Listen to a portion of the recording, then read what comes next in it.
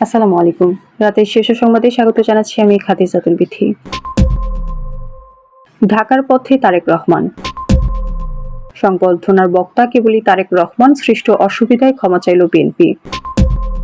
ঢাকা আন্তর্জাতিক বাণিজ্য মেলা শুরু 1 জানুয়ারি, উদ্বোধন করবেন প্রধান উপদেষ্টা। তারেক রহমানের প্রত্যাবর্তন, মাঠে কয়েক হাজার পুলিশ, কেন্দ্রীয় তদারকিতে ডিএমপির সদর দপ্তর। ত্রয়োদশ নির্বাচনে অংশ নিতে পারবে না ফ্যাসিস্ট আওয়ামী লীগ, প্রেস সচিব। এবার কেয়ার হসপিটাল ও সংলগ্ন এলাকায় ড্রোন ওড়ানো নিষেধ। সরকারি চাকরিজীবীরা অবসরে 3 বছর আগে নির্বাচন করতে পারবে না হাইকোর্ট। বিপি নূর মান্না সাকি সহ আরও 8 জনকে বিএনপি জোটের মনোনয়ন। হাদিকে গুলি, অভিযুক্ত আলমগীরের ঘনিষ্ঠ সহযোগী, অস্ত্রসহ গ্রেপ্তার। বাংলাদেশের ভিসা স্থগিতে বিপাকে ভারতীয় ব্যবসায়ীরা, সম্পর্ক স্বাভাবিক করার আহ্বান। বড়দিনে আতশবাজি, ফানুস পোড়ানো নিষিদ্ধ করল ডিএমপি।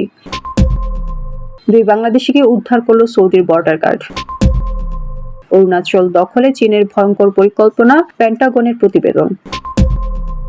এবং 6.1 মাত্রার ভূমিকম্পে কেঁপে উঠল তাইওয়ান। শুনছিলেন শিরোনাম, এবার বিস্তারিত। বিএনপির ভারপ্রাপ্ত চেয়ারম্যান তারেক রহমান লন্ডন থেকে ঢাকার পথে রওনা হয়েছেন। বাংলাদেশ সময় বুধবার রাত্রে হিথ্রো বিমানবন্দরে থেকে ঢাকার উদ্দেশ্যে রওনা হয়েছেন তারেক রহমানের সঙ্গে তার পরিবারের সদস্যরাও রয়েছেন। বিএনপির ভারপ্রাপ্ত চেয়ারম্যান তারেক রহমানের প্রত্যাবর্তন ঘিরে সিলেটের ওসমানী আন্তর্জাতিক বিমানবন্দরে দলীয় নেতাকর্মীদের ভিড় না করার নির্দেশনা দেওয়া হয়েছে। বুধবার এক সংবাদ বিজ্ঞপ্তিতে নেতাকর্মীদের প্রতি এই নির্দেশনা দিয়েছেন বিএনপির সিনিয়র যুগ্ম মহাসচিব অ্যাডভোকেট রুহুল কবির রিজভী। বিজ্ঞপ্তিতে বলা হয়েছে, বিএনপির ভারপ্রাপ্ত চেয়ারম্যান তারেক রহমান বৃহস্পতিবার বাংলাদেশ বিমানযোগে লন্ডন থেকে স্বদেশে প্রত্যাবর্তন করবেন। বৃহস্পতিবার 25 ডিসেম্বর তারেক রহমানের দেশে ফেরা উপলক্ষে আয়োজিত সংবর্ধনা অনুষ্ঠানে সৃষ্ট অসুবিধার জন্য রাজধানীবাসীর কাছে ক্ষমা চেয়েছে বিএনপি। দলটি জানিয়েছে, জনদুর্ভোগ সৃষ্টি হয় এমন কর্মসূচি বিএনপি ভারপ্রাপ্ত চেয়ারম্যান তারেক রহমান সমর্থন করে না। বুধবার 24 ডিসেম্বর দুপুরে রাজধানী গুলশানে বিএনপি চেয়ারপারসনের কার্যালয়ে আয়োজিত সংবাদ সম্মেলনে দলের স্থায়ী কমিটির সদস্য ও তারেক রহমানের স্বদেশ প্রত্যাবর্তন অভ্যর্থনা কমিটির আহ্বায়ক সালাউদ্দিন আহমেদ একথা জানান। তিনি বলেন, জনদুর্ভোগ লাঘবের জন্য রাজধানীর একপাশে 300 ফুট সড়কের সার্ভিস লেনে কৃতজ্ঞতা জ্ঞাপন অনুষ্ঠানের আয়োজন করা হয়েছে। এ সময় তিনি ছাড়া আর কেউ বক্তব্য দেবেন না। নেতাকর্মীদের কাঞ্চন ব্রিজ ব্যবহার করে যাতায়াতের নির্দেশ দেওয়া হয়েছে।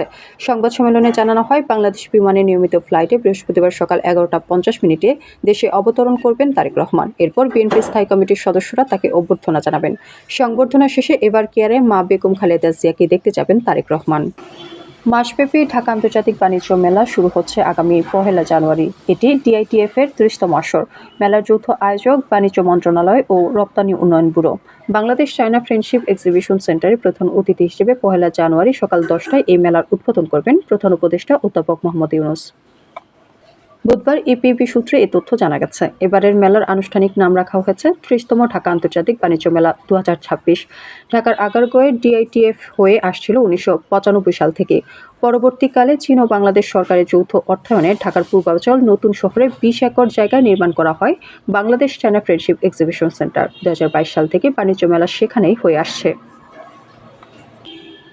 দীর্ঘ 17 বছর পর বৃহস্পতিবার দেশে ফিরছেন বিএনপির ভারপ্রাপ্ত চেয়ারম্যান তারেক রহমান। তার স্বদেশ প্রত্যাবর্তনকে ঘিরে রাজধানীর হযরত শাহজালাল আন্তর্জাতিক বিমানবন্দর থেকে গুলশানের বাসভবন পর্যন্ত সর্বোচ্চ নিরাপত্তা ব্যবস্থা গ্রহণ করেছে আইনশৃঙ্খলা বাহিনী।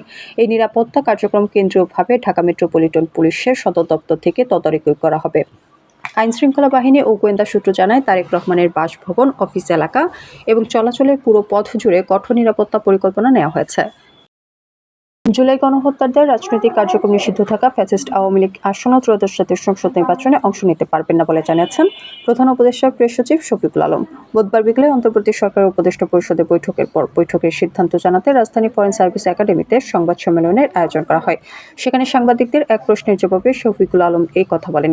এ সময় এক সাংবাদিক প্রধান উপদেষ্টাকে 5 মার্কিন আইন প্রণেতার চিঠি দেওয়া প্রসঙ্গ তুলে প্রশ্ন করেন। জবাবে প্রেস সচিব জানান, তিনি চিঠিটি দেখেননি, এ বিষয়ে তিনি জানেন না। কিন্তু আওয়ামী লীগের বিষয়ে সরকারের অবস্থান স্পষ্ট। যেহেতু আওয়ামী লীগের কার্যক্রম নিষিদ্ধ এবং নির্বাচন কমিশন আওয়ামী লীগকে দল হিসেবে বাদ দিয়েছে, সেহেতু আওয়ামী লীগ এই নির্বাচনে অংশ নিতে পারবেন না। রাজধানীর এভারকেয়ার হসপিটাল ও সংলগ্ন এলাকায় যে কোনো ধরনের ড্রোন ওড়ানো নিষিদ্ধ করেছে ঢাকা মেট্রোপলিটন পুলিশ। বুধবার দুপুরে ঢাকা মেট্রোপলিটন পুলিশের মিডিয়া অ্যান্ড পাবলিক রিলেশনস বিভাগের উপপুলিশ কমিশনার মোহাম্মদ আলিবুর রহমান এই তথ্য জানান। তিনি জানান, সর্বসাধারণের অবগতির জন্য জানানো যাচ্ছে যে জনশৃঙ্খলা রক্ষার সাথে ঢাকা মেট্রোপলিটন পুলিশ অর্ডিন্যান্স এর 28 ধারায় অর্পিত ক্ষমতা বলে 24 ডিসেম্বর বুধবার থেকে পরবর্তী নির্দেশ না দেওয়া পর্যন্ত রাজধানীর এভারকেয়ার হসপিটাল এবং সংলগ্ন এলাকায় যে কোনো প্রকার ড্রোন ওড়ানো নিষিদ্ধ করা হলো। সরকারি কর্মকর্তা-কর্মচারীরা অবসরে 3 বছর আগে নির্বাচনে অংশগ্রহণ করতে পারবেন না বলে রায় দিয়েছেন হাইকোর্ট। বুধবার বিচারপতি নাইমা হায়দার ও বিচারপতি কাজী জিনাত হকের সমন্বয়ে গঠিত হাইকোর্ট বেঞ্চ এই রায় দেন। এর আগে গত 4 ডিসেম্বর অবসরে 3 বছর পার না হওয়া পর্যন্ত সামরিক বেসামরিক সরকারি কর্মকর্তাদের জাতীয় সংসদ নির্বাচনে অংশগ্রহণের সুযোগ না দেওয়ার বিধান কেন অবৈধ হবে না এ সংক্রান্ত 4টি পৃথক রিট আবেদন খারিজ করে দিয়েছেন হাইকোর্ট। সংশ্লিষ্ট আইনজীবীদের যুক্তিতর্ক শুনানি শেষে হাইকোর্ট এ রায় দেন।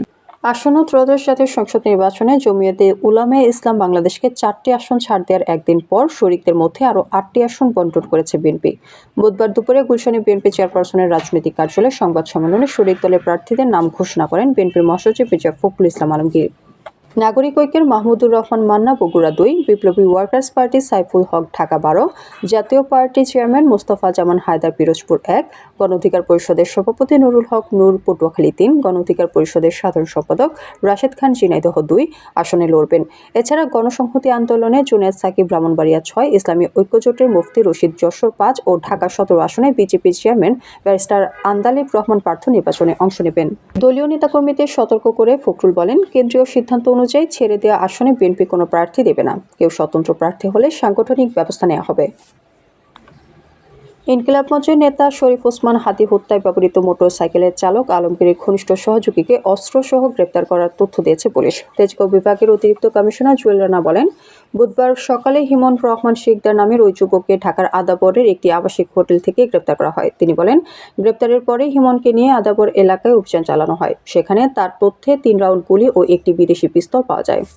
আদাবর এলাকার ওই আবাসিক হোটেলে তিনি আত্মগোপনে ছিলেন এবং সেখান থেকে অপরাধ জগৎ নিয়ন্ত্রণ করতেন বলে দাবি এ পুলিশ কর্মকর্তার। পুলিশের ভাষ্য, হিমন আদাবর এলাকায় যুবলীগের সক্রিয় কর্মী ছিলেন বলে তাদের কাছে তথ্য রয়েছে। নয়াদিল্লিতে বাংলাদেশ হাইকমিশন এবং আগরতলায় সহকারী হাইকমিশনের ভিসা ও কনসুলার সেবা স্থগিতের সিদ্ধান্ত কলকাতার আমদানিকারক ও রপ্তানিকারকদের মধ্যে উদ্বেগ তৈরি হয়েছে। প্রতিবেশী দেশটির সঙ্গে ব্যবসার ভবিষ্যৎ নিয়ে তারা এখন যথেষ্ট শঙ্কিত। তাই তারা দ্রুত এই সংকট কাটিয়ে উঠতে বাংলাদেশের সঙ্গে সংলাপ ও যোগাযোগ বাড়ানোর আহ্বান জানিয়েছেন। ব্যবসায়ীরা জানিয়েছেন, বাংলাদেশ থেকে বিপুল পরিমাণ তৈরি পোশাক, তুলা, সবজি এবং অন্যান্য কৃষি পণ্য রপ্তানি হয়। বিপরীতে সেখান থেকে আমদানি পণ্য হিসেবে আসে প্রক্রিয়াজাত চামড়া। খ্রিস্ট ধর্মাবলম্বীদের বৃহত্তম ধর্মীয় উৎসব বড়দিন উপলক্ষে আতশবাজি, পটকা ফোটানো, ফানুস ও গ্যাস বেলুন ওড়ানো নিষেধাজ্ঞা দিয়েছে ঢাকা মহানগর পুলিশ। বুধবার Dhaka metropolitan police commissioner Sheikh Mohammad Sajjad Ali স্বাক্ষরিত এক গণবিজ্ঞপ্তিতে এই নিষেধাজ্ঞা দেওয়া হয়। গণবিজ্ঞপ্তিতে বলা হয়, 25 ডিসেম্বর খ্রিস্টান ধর্মাবলম্বীদের বৃহত্তম ধর্মীয় অনুষ্ঠান শুভ বড়দিন উদযাপিত হবে। এই অনুষ্ঠান ভাবগম্ভীর ও উৎসবমুখর পরিবেশে উদযাপনের লক্ষ্যে ঢাকা মেট্রোপলিটন পুলিশ অর্ডিন্যান্স এর 28 ধারায় অর্পিত ক্ষমতা বলে 24 ডিসেম্বর সন্ধ্যা 6টা থেকে 26 ডিসেম্বর সকাল 6টা পর্যন্ত ঢাকা মহানগর এলাকায় সব ধরনের আতশবাজি, পটকা ফোটানো, ফানুস ও গ্যাস বেলুন ওড়ানো নিষিদ্ধ করা হলো।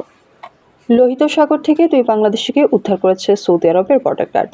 এক প্রতিবেদনে বার্তা সংস্থা সৌদি গ্যাজেট মঙ্গলবার জানিয়েছে, মক্কা অঞ্চলের আল-লেথ প্রশাসনিক এলাকার সীমান্তরক্ষীরা এই বাংলাদেশিদের উদ্ধার করে। বার্তা সংস্থাটি জানিয়েছে, লোহিত সাগরে বাংলাদেশিদের নৌকাটি ভেঙে যায়। এরপর তাদের উদ্ধার করতে যায় বর্ডার গার্ডের সেনারা। উদ্ধার করে তাদের প্রয়োজনীয় সহযোগিতা প্রদান করা হয়েছে। সৌদির বর্ডার গার্ডের পরিচালক সবাইকে সমুদ্রের নিরাপত্তা নির্দেশনা মেনে চলার আহ্বান জানিয়েছেন। যুক্তরাষ্ট্রের প্রতিরক্ষা মন্ত্রণালয়ের এক বার্ষিক প্রতিবেদনে ভারতের অরুণাচল প্রদেশ নিয়ে চীনের ভয়ঙ্কর গোপন পরিকল্পনার তথ্য ফাঁস হয়েছে।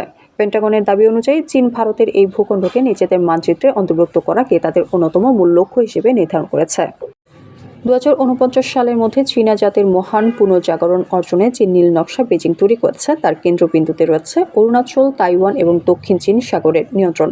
পেন্টাগনের তথ্যমতে বেজিং মনে করে তাইওয়ানকে মূল ভূখণ্ডের সঙ্গে যুক্ত করা চীনের জন্য এক স্বাভাবিক প্রয়োজনীয়তা। এই লক্ষ্য পূরণে চীন এমন এক সেনাবাহিনী গড়ে তুলছে যারা বিশ্বের যে কোনো প্রান্তে যে কোনো অভিযানে লড়তে এবং জয়ী হতে সক্ষম।